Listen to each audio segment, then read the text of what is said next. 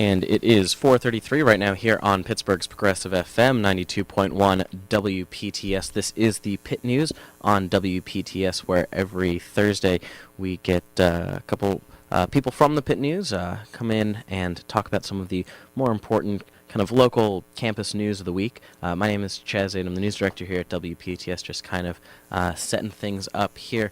Today we have a conversation on gender-neutral housing, particularly here at the University of Pittsburgh. We're joined by Trisha Doherty, president of the Rainbow Alliance and co-host of The Gay Agenda, which can be heard Wednesdays at 4:30 here on WPTS. Hi, everybody. And by Tracy Hickey, columnist from the Pitt News. Hello. And we have Pitt News news editor Mallory Grossman. Hi, everyone. So today we're going to talk about gender-neutral housing, and recently there's been a trend in universities across the country to enact gender-neutral housing policies. Specifically, Rutgers and CMU have recently started these policies at their schools. They both require students to name the roommate who they want to live with, and if the student housed in the gender-neutral room wants to move out, the remaining student has to name a new roommate who's comfortable moving in. So why do you guys think that universities should offer gender-neutral housing policies like these? Well, one of the main reasons why I think that universities should offer these policies is kind of for student safety. So the way I see gender-neutral policies is they are policies that allow a student to name another student that they feel safe and comfortable living with, as opposed to just kind of irregardless of that student's gender. So if I felt comfortable living with Tracy here now with the current policy, I could. But if, say, Chaz over here makes me feel comfortable living with him and are really great friends, I can't do that. And so it is definitely a student safety thing where, without gender-neutral housing, the university kind of says who you should feel safe living with, but doesn't necessarily actually say anything about your current situation. Especially now that more and more people who are transgender, that is, their gender doesn't quote-unquote match up with the sex that they were assigned at birth, more and more transgender people are becoming comfortable coming out in college. But a huge issue is that under the current policies, if you are transgender, you are going to be roomed by biological sex, which not only is that extremely uncomfortable, but it's a safety hazard because not everyone is as understanding about those issues as we wish they would be, and hate crimes against trans folks are still a shockingly prevalent occurrence. So, say a trans woman who is roomed by biological sex would be put in a room with a random guy, and unfortunately, violence is a reality you have to consider there. It's not a safe situation. Yeah, and with gender-neutral housing, that student would be able to, through some sort of housing process, have a roommate that she felt comfortable living with and accommodated, instead of putting the student in a potentially dangerous situation. Have you guys heard of many cases at Pitt where transgendered students either are forced to move off campus because they're not comfortable in these living situations, or are made uncomfortable living on campus? At least one. Yeah.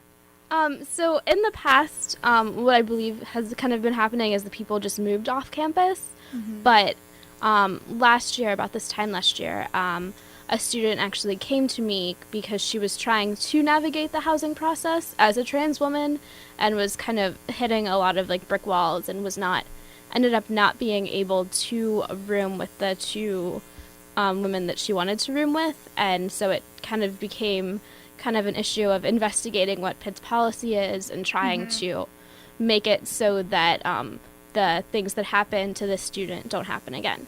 Yeah, and part of the excuse that's always given in cases like that where someone is denied the ability to live with the people that they prefer is they always say, oh, well, parents might not like it. But if I remember correctly, in the case you're referring to, all of the women involved, their parents signed off on the arrangement. Their parents actually gave permission for them to live. So no one had a problem except for a few people in the housing administration.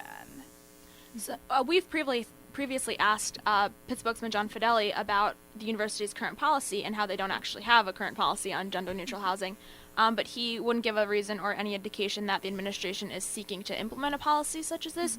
Do you guys have any thoughts about why maybe Pitt doesn't have a policy? I mean, I think that it might just be one of those issues that they never thought they would have to sort of figure out, and then so when people are coming to them and asking about these policies, people just keep kind of referring to, well, we don't have a policy, or, you know, my, like, higher up doesn't say anything about that, and kind of passing the buck.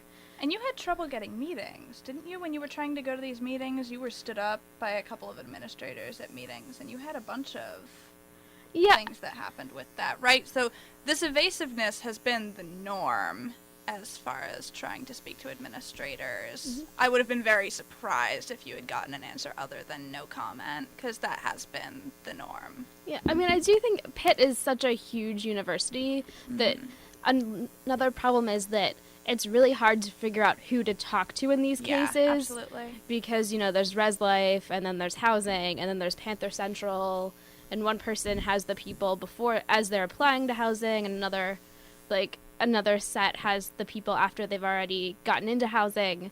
And so I feel like there's kind of, people are spreading the blame or the responsibility around, and nobody's really kind of picked up an issue or taken the initiative to, like, take it on. But in a school this large, you're going to have a significant population of individuals who, you know, really can't have a comfortable living situation without a gender-neutral housing policy. Like, maybe, you know, at a school of, like, 2,000 students, you can make do with individual exceptions for a while, but at a school this size, you have to have a policy in place that includes everyone.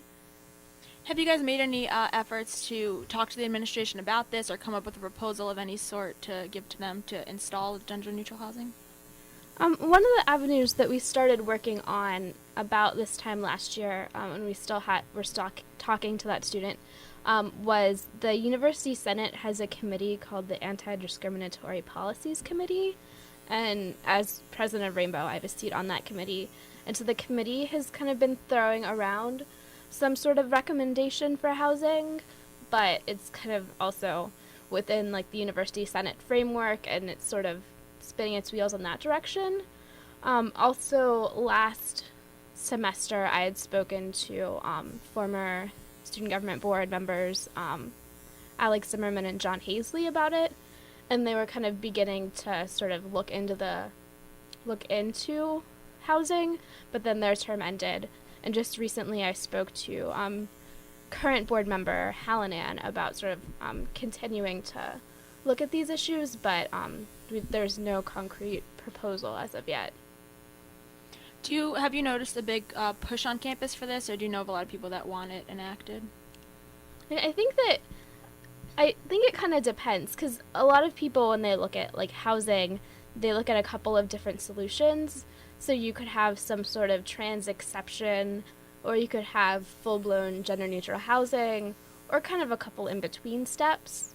I think that, you know, most people are kind of, sure, you know, trans people should be housed, but when you get to gender-neutral housing, the issue becomes kind of larger, where anyone of any gender can, like, live with their friends or live with whoever they and I think become more comfortable people with. Get uncomfortable with that sometimes, and there are a lot of it's kind of similar to bathrooms. People always talk about, like, what about public bathrooms, like if we have co-ed public bathrooms, like, people are really freaked out by that, and I think people have a similar, like, knee-jerk reaction to gender neutral housing, but when you actually ask people to talk and think it through, they're usually more supportive of them. Like, for example, I've had people tell me, like, oh, if we have gender-neutral housing and guys can live with girls, then boyfriends and girlfriends will want to live together. And it's like, well, you know, gay couples have had the option of living with their significant others on campus since the dawn of time. Most of the ones I know don't, because they don't think it would be a great decision, and I think we can entrust heterosexual couples with the same decision-making responsibility, you know, but it's just knee-jerk things like that people don't really think it through. They just have a few, like, sort of set reactions. But once people think about the issue, I find most people are fairly supportive. How do you think Pitt should go about enacting this? Like, a lot of the schools that have it already in place don't require students to disclose the reason they want gender-neutral housing, or they ask for a specific roommate you want to live with. What do you guys think would be the best policy to have here? I think for me, like my ideal policy, I don't really, I don't know how well this would go over at Pitt, but I would think you would request, I have these 3 friends that I want to live with. Here are their names, their PeopleSoft numbers. However, I think Pitt likes to say that you are your PeopleSoft number. I don't know. I don't remember writing my name on those forms. You say there are 3 people that are going to be in this room, irregardless of gender. Those 3 people go through the process and are assigned a room. I think it gets a little murky where I don't know if I would necessarily want to live with somebody that I hadn't met before, because sort of the reason that I like gender neutral housing is because it allows you to live with the person that you feel safest and most comfortable with. And so I feel like sort of picking those people and being really intentional about that and then going through the housing process regardless of their gender would be my best policy. Yeah, and I think if someone didn't have a specific person or persons that they wanted to live with, I think it would be fair to allow someone in that situation to pick the preferred gender of their roommate, because I wouldn't want to force someone into a opposite sex situation with a stranger who was uncomfortable with that. That's not the intention. So what reasoning do you think that most students would have for wanting to live in these types of housing? Would it be like couples or people that just want friends or things like that? I think it would be people just wanting to live with their friends. Either, trans folks who are not being suited by the previous housing system, or just people who feel more comfortable living with friends of the opposite gender, any of that. Would you guys foresee any backlash occurring if this policy was enacted? I mean, I'm not really sure what kind of backlash. I'm sure not everyone would be thrilled with it. But I feel like a few people might be freaked out at first, but then once there was gender neutral housing for a while and nothing crazy happened, nothing exploded, then people would realize oh, this actually wasn't a big deal. I can see some people not being happy about it at first, but All right, and we're going to have to take a quick break right now. We're going to hand you over to Rachel for a quick check of the weather. We'll be back in just a moment. You're listening to the Pitt News on WPTS here on Pittsburgh's Progressive FM, 92.1 WPTS. Hey, are you thirsty for some environmental knowledge? Wondering where on earth you can find the latest news about our environment in Western PA? Tune in to Earthlings Talking Earth Things and hear Becky, Rachel, Eva, and me, Rachel, talk about Earth things that plague the natural world. From fracking to food, local to world perspectives, we bring fresh news to the table every Wednesday on www.wptsradio.org with the kind of analysis you can only get from Pittsburgh's Progressive FM, 92.1 WPTS. All right, and we are back here on Pittsburgh's Progressive FM, 92.1 WPTS. This is the Pitt News on WPTS, where every week we get people from the Pitt News together to discuss some of the more important local and campus news. My name is Chaz Aiden. I'm the news director here at WPTS and moderating, just kind of setting this up for us today. Tonight we're discussing gender-neutral housing. We're joined by Trisha Doherty, president of the Rainbow Alliance and co-host of The Gay Agenda, which is every Wednesday at 4:30 here on WPTS. Good afternoon, everybody. And we have Tracy Hickey, a columnist for the Pitt News. hello. We have news editor for the Pitt News, Mallory Grossman. Hi. And we are currently joined on the phone by Amy Navab, a student from the University of Michigan. Can you hear us? Hello. All right, Hi, great. Amy. Hi, Amy. Thank you for joining us. So, I know that you were a big part at the University of Michigan of getting a gender-neutral housing policy enacted on your campus. So can you pretty much just tell your story about how you went about doing that? Yeah, I would love to. I've been involved in the gender-neutral housing process since my freshman year at Michigan, and I started as a student government representative. I was a part of a student coalition that formed to increase the options of gender-neutral housing, which had student representatives from all over campus. So I was a student government leader, but we had students who were involved in the ACLU chapter at Michigan, college Democrats, as well as people who were involved in the Spectrum Center, which is our LGBT resource center. And as a group of students, we really worked together to get the student voice of gender-neutral housing out. So this involved starting a petition online, which got over 500 signatures, as well as doing a survey with the Resident Hall Association, which surveyed every current student on their opinion of gender-neutral housing and if they'd want it to be an option. And we've received really positive feedback from the survey and the petition, and from there we talked with administration about thinking of a policy that would expand the option for students to live with people of a different gender. So what was in your exact proposal, and how did the university go about enacting the policy? So right now the policy is not fully open, but it's been an important first step. It is a case-by-case policy where students who identify as transgender or gender nonconforming can select a roommate of their choice and live almost in any co-ed hall on campus.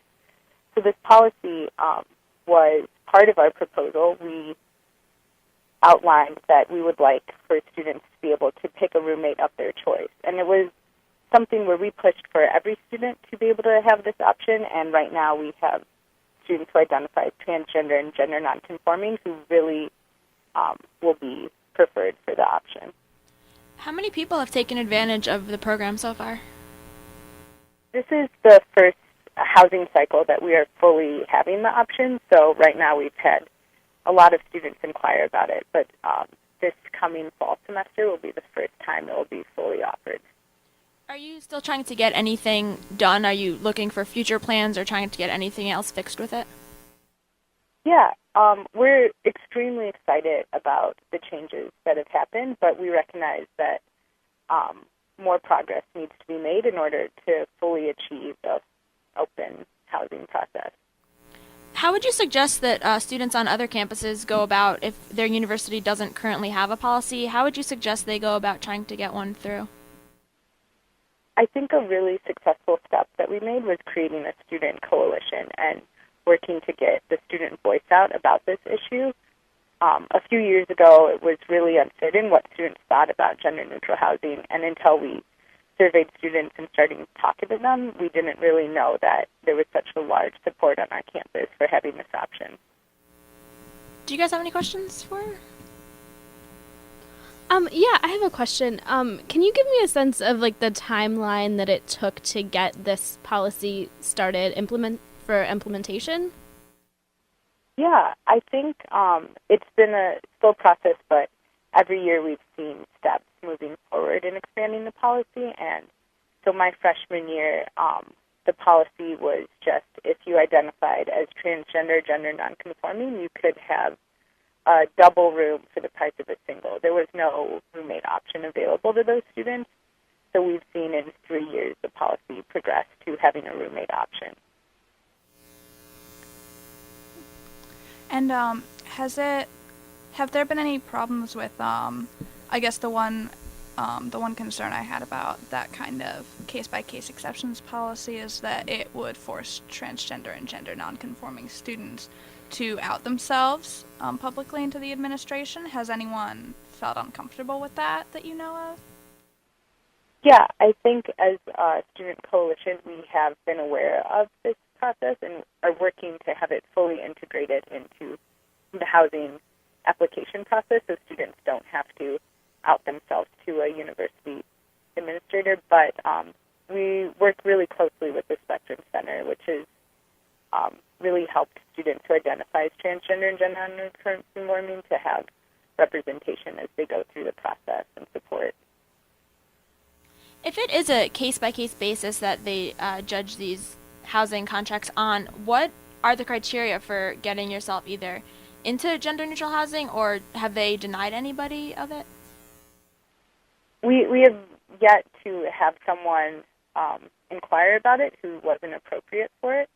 But the case-by-case basis can be really helpful for students, considering it can be a nuanced process in what students want and feel comfortable with. So, for example, someone who identifies as transgender may feel very comfortable using a gendered bathroom. So the housing halls that they can live with are a lot more available than if someone really wants a single-celled walking bathroom within walking distance of their room. So the case-by-case basis can allow for housing to really pick a good room for them to be living in. Okay. Do you guys, is it like restricted to certain dorms on your campus that they're allowed to have these houses, or can it be anywhere? We've had a lot of renovations in a lot of our dorms recently, so most co-ed halls have both gendered bathrooms and a couple of gender-neutral bathrooms in the resident halls. So it's pretty widespread availability. Has the administration been approachable and helpful in your guys' proposals brought to them, and have they been willing to work with you on it? Yeah, I think we've had a lot of encouragement and a lot of relationship building with administration throughout this process. Do you guys have any other questions for her? So is there like a specific like kind of reason that like started this whole like proposal? Was there like a specific student who's trying to get housing, or is it just something that kind of built on its own? I don't think there was a specific incident that sparked this. I think a lot of it stemmed from increasing awareness to the largest campus community that this is an issue that is important to support students who are not considered when we're looking just at a gender binary. So a lot of it came just from wanting to increase awareness about LGBT rights. Trisha and Tracy, have you guys taken anything from this proposal? Do you guys get any ideas from Amy's, the way she's gone about doing this? Yeah, it kind of got me more interested in coalition building, because I know that I had talked to people on like Campus Women's Organization about sort of housing and all of that, but I do think that if it would be good to sort of get a larger group going so that it's not just like Rainbow asking for something, because it's really easy for them to dismiss us, and so I think that a larger coalition would fix that a lot. And I also think that like obviously nothing ever happened with just a petition, but I think circulating a petition just to see how many students would sign and doing something like the residence life survey that, you know, things like the measures you took at Michigan to sort of gauge student interest, because it's much harder for administrators to dismiss a policy when we can show them that this is clearly what the students want. Those sound like, you know, really good places to begin. Amy, when you took these measures and tried to gauge student reactions to this housing policy, did you find a lot of support within the student body for it? Yeah, we had a majority of students that would support gender-neutral housing being offered. There was less of an interest in actually wanting a gender-neutral room themselves, but it was very clear that overall campus was very supportive. All right, and we're going to have to leave things there for the moment. This has been the Pitt News on WPTS for Thursday, February 2nd. WPTS News will be back tomorrow at 4:30 with the left foot. This program will be back next Thursday at 4:30. Coming up next, we have Max Kaplan, but right now we're going to hand you over to Rachel for a quick check of the headlines. You've been listening to the Pitt News on WPTS here on Pittsburgh's Progressive FM 92.1 WPTS.